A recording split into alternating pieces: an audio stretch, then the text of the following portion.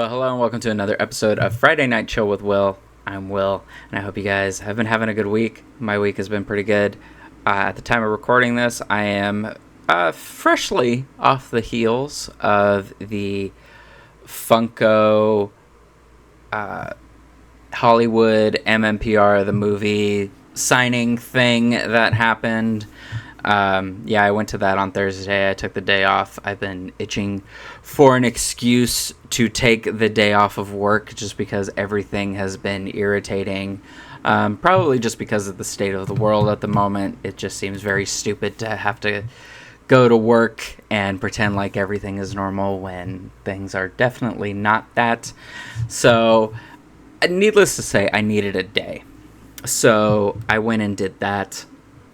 And after that whole experience, it sort of inspired a topic that had been brewing in my head for a while now. But I think this more so just kind of like sealed the deal for me in terms of like how I viewed this and just kind of where my head is at when it comes to this.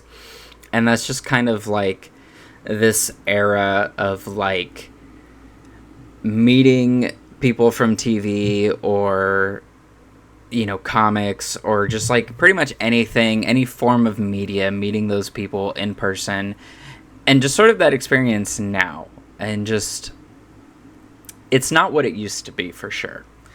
So I guess we'll just go ahead. I'll tell the story about what happened and then we'll just we'll branch off from there. So if you're unfamiliar, this year is the 30th anniversary of the Mighty Morphin Power Rangers movie. Funko decided to do pop vinyls of those specific suits, and apparently they are just starting to dip into the catalog for all of Power Rangers now.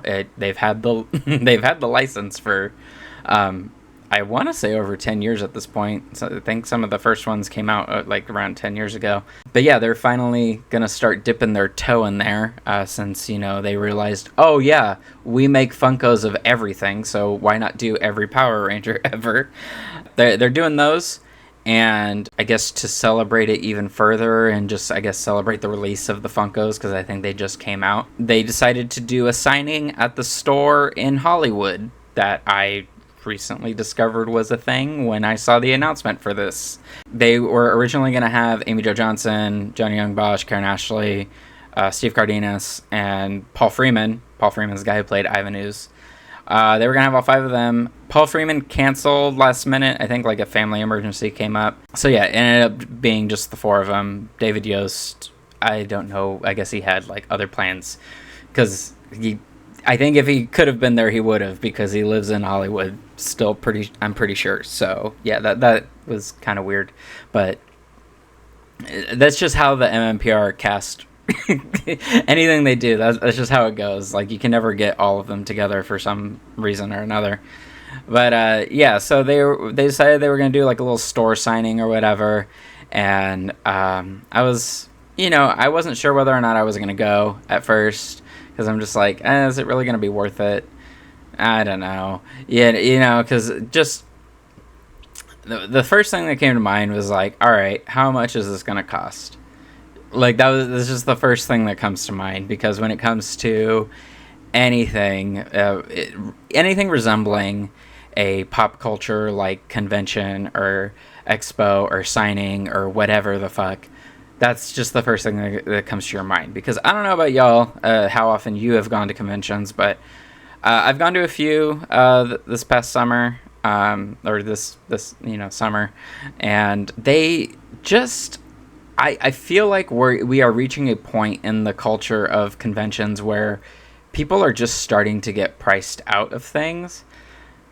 Either that, or they're going into like debt over these like meetups and autograph signings and all this shit, because it just seems so overly expensive, and like the experience you're getting in return is it's not what it used to be. Like, it just feels more transactional, I think, than it's ever been. Because like, I went to Power Morphicon, was it last year, maybe? Last year or the year before? 2020. It was the same year as Cosmic Fury, so... Or no, wait. Morphicon is next year. Whatever. Whenever Power Morphicon was last, I went there and I definitely met actors that like were on my bucket list to meet, but it wasn't it just didn't feel the same as it did, like, let's say, like 2013, 2014, like 10 years ago, basically. It just, the whole experience felt more transactional. It felt like if you did the wrong thing, you were gonna get charged like $40 for doing something that you shouldn't have done around this person. You know what I mean? And so it just kind of left a bad taste in my mouth, and I was just like wondering, is it just me? Like, is it really, am I tripping? Maybe I'm just tripping. But I think just generally after this whole experience, I was just like, yeah, I don't think it's just me tripping, because like, so they set this whole thing up as a signing, right? And so the wording on it wasn't very good. I'm going to be totally transparent. Funko did a good job booking everything and making sure they had a smoothish running operation, but when it came to communicating what exactly you were able to do at this, it wasn't very clear. Because initially, when they first announced this thing, you weren't allowed to bring in outside items. You were only able to buy the Funko Pops and have them get signed by the cast. That was the only thing you were able to do. But then I guess a bunch of people were complaining that they wanted to bring in outside stuff for them to sign. So then they ended up allowing that, and they changed it so for every pop that you bought, you could buy an additional autograph up to 3, I think, for each person. So yeah, it's kind of convoluted, and I think that whole thing kind of like confused me on like how this whole thing worked, because my interpretation of how this worked is you bought the pop and then you could take it to the actor or whoever was there, and they would sign it, because it's a signing. That's what this was advertised as. And then if you want to do like a selfie or whatever, that's an extra charge. That's how I interpreted it. That's not actually what it ended up being, and I found that out like in the moment. So you can imagine my disappointment. So I show up on Thursday. The thing is from like, I think it started at 10. It was like 10 to 5, I think. It was advertised from 11 to 5 for a while, and then they changed it last minute to 10 to 5. Again, there's just some aspects that just were not communicated very well. So I show up in the line. I just see a bunch of people. I'm not sure exactly where to go, so I just kind of go where all the people are. And then some guy comes up. He's like, hey, just so you know, you're not supposed to be in here. You go over there. You get a wristband with a time, and then you come back, and then you line up for your assigned time. So that way you can, they did the whole thing in waves. So that way there wasn't like a fuck ton of people around at any given moment. And this thing is off Hollywood Boulevard, so that's probably a good idea. Especially just a lot of people like in the sun. Especially nerds. Nerds. There's just some of them that just do not. I don't know if they just don't know what a fucking bar of soap is or what, but it's just a good idea to keep them out of the sun. There's no reason to promote like excess sweat and like smells and shit like that. So I got my wristband. It was for 12 to 1, something like that. That was like the window. So it was like 10 o'clock when I showed up. So I'm like, all right, well, I guess I'm hanging around in Hollywood for a bit. So I just kind of like walked around and just, popped in a coffee shop and checked out some places. And then I went back and got in line, and I was pretty much like last in line for my group, and my group was the last one they were doing before they went to lunch. And so, it takes a little bit because, everyone's just kind of like taking their time. They're not like really rushing anyone through the experience. So, I mean, that's good. I finally get to the part of the line where they're selling the pops, and they're selling the four pops for $75, which, when I'm thinking about it at the time, my thought is, oh, okay, cool, there's a bit of a markup because we're at the Funko store And the markup is probably because they are cutting a bit of that to the actors because you can have them sign it, right? Because my assumption was when you buy the pops, you could, they automatically sign it. Because that's what this thing was called. It was called a fucking signing. I get the 4. We're good, happy. I even got like a little poster to go with it too, so it's cute.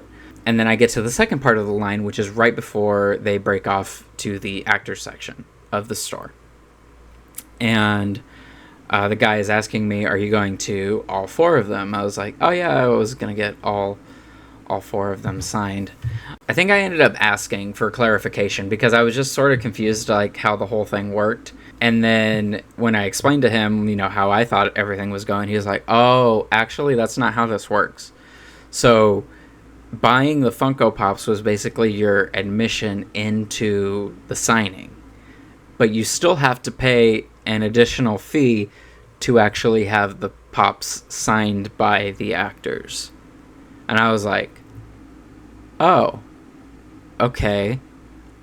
So these exclusive Pops that I have, because these are different than the retail ones because they have this stupid. I would grab one and show you, but like it's really high up there. I'm pointing to it right now. It's all the way up there. I'm not reaching up all the way up there, but it has a little sticker that says Funko Hollywood Celebrity Signature Event, something like that. So it's just I'm sure to Funko collectors that means a world of difference, but they are technically different than the retail versions that people will be getting, like at Target or Walmart or wherever the fuck. And so I'm like, oh, so this exclusive version just gets to be blank. And so in the moment, like, I had already decided, like, that day I wanted to get a picture with Amy Jo Johnson because she's like, she's not on the con circuit as much as everyone else, so she's kind of like harder to come by. She's also Canadian, so like with how things are in America at the moment, she could decide to dip after San Diego Comic-Con this weekend and never fucking come back here again, which is totally valid and totally fair. So I figured, yeah, all right, well, today we're getting a picture with Amy Jo Johnson regardless. And so I was, a bit disappointed because I was like, oh, okay. Like, because I'm not a big, like, autographs are not a big fucking deal for me. Like, I have a handful of them, but they're not, like, a big thing for me. I'm more of a let's get a selfie together kind of person, have a little banter or whatever, and it's fine. And then I can just move on with my day. But I just thought, I'm like, all right, cool. Well, because, I just thought, I'm coming here, I'm paying a premium for this thing that is going to be available at mass retail, sans this fucking sticker on it, like for, half the price. And now I'm here and it's just like, oh, okay, so I can't even get it like signed or anything. It was just disappointing. And then, I just went to Amy's table, paid the $60 for a fucking selfie. $60. I've been seeing $40 as like the new norm at cons, but this one was $60 per person. Said hi. She snapped a couple selfies. I thanked her for coming out, and doing one of these things, and it just kind of went on my merry way. And then I found out when I got home after driving in traffic for an hour and a half that Aisha had a fucking ding in the box. That was fun to find out after spending all that money and not getting it signed. So the more I lingered on that whole situation, the more like upset I got. I'm not angry about it at all or anything like that, and I am not mad at like the actors or anything like that, but I'm just sort of mad at like this whole culture of like fucking of like conventions and signings and all this fucking shit, because it's just like, I feel like if this were like 5 or 10 years ago, I could have gone to this thing I would have paid the premium for this fucking Funko Pop or whatever, and I would have gotten it signed as part of the price. But now we live in this fucking economic hellscape where things are falling apart, and we don't know how much longer things are going to be quote unquote normal. So everyone in like certain fields is sort of like doubling down and like trying to rake in as much money as they possibly fucking can to sustain some sort of functional income for themselves. It just kind of sours this whole experience. You know what I mean? Because it's just like, I don't know, like, it's just not fun to me. Like, I don't even want to bother meeting a lot of these fucking people anymore. Amy was fine. She wasn't mean or anything. She didn't come across bitchy or anything like that. I'm not complaining about meeting the person. A lot of what I've experienced, the experiences are fine. It's just, there's this transactional aura to it that just, it doesn't feel, it's hard to connect. Just because of how transactional it is. It's hard to feel more of a genuine connection. Whereas like even just like a couple years ago, I was able to go to some of these signings, talk to the actor, and we could have like a genuine conversation. And sometimes that just boils down to the person doing the signings, because some of these people are just genuinely interested in making the connections with fans in addition to making money, because they're there to make money. I understand a lot of these people, when they do stuff like this, they're paying for like a hotel, travel accommodations, like flights, all that. There's a lot of shit they have to pay for. So I understand they gotta make money. They gotta fucking break even, if anything. But I feel like when you focus so hard on that part and like making everything so transactional, it sort of like stops anyone from even wanting to fucking bother going to your fucking booth. Because why are they gonna bother going up to a booth if like the least they could fucking pay is like $30 to $40 for like a fucking signature or a selfie, or you know what I mean, like, or $100. Like that, just that business model, that price structure, especially in environments like conventions where there are hundreds of guests and vendors, that's just not sustainable. And I think we are like sort of at I think we've sort of already peaked in terms of like the convention environment, and now we are going to begin seeing a sharp decline in how conventions operate traditionally. Because my focus at cons the last few times I've gone hasn't even been like actors or guests anymore. It's been vendors more than anything, because vendors, like, they obviously are there to make money as well, but their prices are better reflected because they are just trying to get anybody in at like $10, and then if they see you know, make a purchase with them for $10, if you're looking around at like some other shit that they're selling, you're like, oh, okay, I think I'll get this too. You know, you get a bunch of like smaller things ultimately, but it just feels more worth it because it wasn't just $60 for like 2 snaps on a selfie and you're done and you're moving on and you merry your way. You know what I mean? It's just like hi and bye. Whereas like a vendor, there's like something physical to show from it or whatever. And I think that's just kind of where cons and like these autograph signings are just sort of heading. I think vendors are more likely to sort of stay. And this is just my perception. I have no like proof of any of this, if this is actually happening. Guests could be making money hand over fist for all I fucking know, and vendors could be the ones struggling. But I don't know, like, I feel like people are more interested in visiting different vendor shops and like grabbing little things and then having like a haul of shit to show for it at the end of the con weekend, rather than like, oh yeah, check out this autograph and this selfie I paid $150 for from this one fucking person. I also waited in line for fucking 3 hours.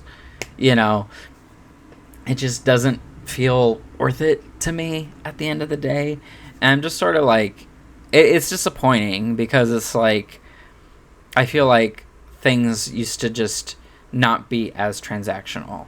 Somebody I think about a lot when it comes to like these signings or whatever is Allison Sullivan from Power Rangers Wild Force. She played Taylor the Yellow Ranger, and I first met her, I think, over 10 years ago at this point. This is when Frank & Sons in City of Industry was still operating out of their old like warehouse style building, and I met her there. She was there with Jack Guzman and Philip Jean Marie and Raja Baruti. Raja is the actress who played Delphine in Alien Rangers. So I met her. I met all four of them, honestly. Jack and Philip, I don't remember that much. I just remember grabbing a quick selfie with them just because they were there. But I ended up talking to Allison and Raja for like at least an hour, I'd say. They were very chatty Cathys, both of them. And I just remember it being like such a nice experience, like to have that connection with someone. And then like, you know, obviously we still paid for like the pictures and all that shit, and we did all the stuff, and I even got like a little print signed from Raja. And I just remember it being a good time. And then like I think maybe it was a year later, not even a year later, was Morphicon, and I saw Allison again, and she recognized me from Frank & Sons. And I just thought, that's like really cool that like someone is able to, you know, be that personable with people and just like make that whole experience just, they can just elevate that whole experience. And like obviously not everyone is as personable as she is, I suppose. And also there is also like the volume of it, because I would imagine just probably generally, this is just me again going off of, you know, just what I think. I don't have any proof of this, but I'm guessing the Mighty Morphin cast people, they, you know, cycle through a lot more fucking people. So there's not really like very many that are like sticking out in a crowd, which is fair. They go to a bunch of these fucking conventions. They meet a bunch of fucking people who come from all walks of life. They all look kind of different, kind of the same. It's hard to know who is who. You know what I mean? I feel like you got to really like make an impression to stand out with them. But I just feel like the personability of it all could just stand to be a little bit better for just how much they are charging. That's just kind of where my mind is at. It's just like how much they're charging. And again, I just want to reiterate, I know they got to make money. That's what they're there for. That's part of like why they're there. It's probably not the whole reason. I'm sure there is like a sense of fulfillment they get, like, you know, meeting all these people and like hearing all these stories that they didn't have a chance to like ever really hear because of like how their experience on the show went or whatever. So I'm sure to a degree it's not why they're there entirely, but they are there to make money, because that's just the world we live in. That's just how it is. So I understand that. And I just wish we could begin pivoting, because I think the convention structure as it is now is unsustainable. I've been having this conversation with a few different people, mostly after conventions that I've gone to, and we've kind of just like talked about like how cons are now, and they've sort of like started tapping out, because there's been so many people on the con circuit for so long that now it's like, all right, for the most part, this person's kind of like met just about everyone. Obviously, there's still going to be stragglers here and there, but for the most part, they've met everyone they're ever going to meet for this thing to do like a selfie or an autograph or whatever the fuck. You know what I mean? And so now it's like, all right, so once you do that, where do you go next? What do you do? And I think a lot of these conventions just need to start thinking about like what the evolution of conventions is going to start looking like, because I don't think it's going to be autograph signings. These things are always going to be a part of conventions, but I think what the focus is going to be is going to start changing, especially here in America, where the economy is going to start changing a lot over the next at least 6 months for sure. Definitely over the next few years, but definitely within the next 6 months, the economy is going to start changing in a lot of ways. And so I think it's going to be really important for these, promoters or whatever, to just start figuring out how to make this experience worth it for fans. Because making it worth it for fans makes it worth it for the talent. Because especially it gives the talent something new to do. Because if you're doing stuff that's different besides doing a fucking Q&A panel or regular autograph booths with like photo ops and all that shit, if you're doing stuff that's a little bit different from that, then I feel like that makes it more enticing for the guest to go to these events that are different from the traditional like convention. So yeah, so anyway, that was just sort of my experience with this whole thing. I'm happy I got to meet Amy Jo Johnson. She was nice. It was a very short interaction. Just happy I got to meet her. I've met all the Mighty Morphin cast for the most part. The ones that matter or are still alive. So yeah, I'm pretty happy with myself. But yeah, I just hope that as the world continues to change under this fucking shit we got going on, that this can evolve in a way that just makes it an enjoyable experience. Because like I feel like part of the joy of cons is like meeting different people and like just sort of having these connections about this thing that either someone worked on and like that you're super passionate about, and it's just like it'd be nice to maintain that environment without so blatantly exploiting the money that is necessary to keep them going, if that makes any sense. I think y'all know where I'm getting at. But yeah, I just hope that these things are able to evolve and just sort of continue being fun for the guests that do them and the people who pay money to go to these things and have an experience. So anyway, we're going to cap it off with that. Thank you all so much for tuning in tonight. If you guys enjoyed the episode and you're watching this on YouTube, go ahead and leave it a thumbs up. I do appreciate it. If you're listening to this on Spotify or Apple Podcasts, if you could rate and review the podcast or leave comments on Spotify, that would be wonderful. Definitely appreciate it. If you guys would like to keep up with me on anything else I got going on, you can follow me on any social media at WillieJCo, except for Twitter. But that will be it. So thank you so much for tuning in tonight, and I will see you guys next time for another Friday Night Chill.